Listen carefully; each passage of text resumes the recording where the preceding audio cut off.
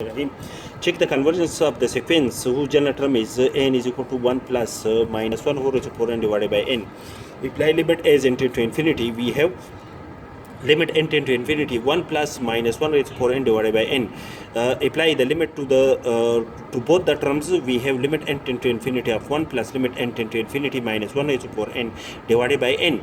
The limit of a constant function is that constant, that is the limit of 1 when n tend to infinity is equal to 1 plus limit n tend to infinity divide the function is in the form of f divided by g, and limit n tend to infinity divide the numerator and denominator by n.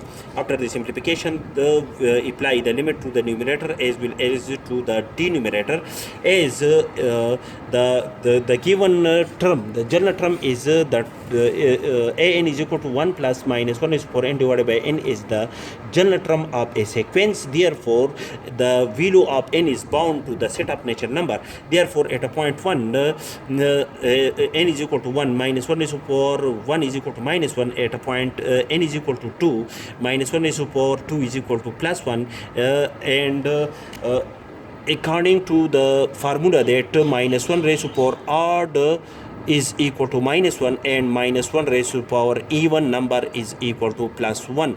Therefore, the value when limit n tend to infinity minus 1 raised to power n when n belong to the set of natural number is either 1 or minus 1 divided by limit, apply limit when n tend to infinity to the function n, the result is equal to infinity, and anything plus 1 divided by infinity or minus 1 divided by infinity is equal to 0, the result is equal to 1. Which is not equal to plus or minus infinity. Hence, we can decide that the sequence a n whose general term is 1 plus minus 1 is equal to n divided by n is convergent, converge to the point n is equal to 1.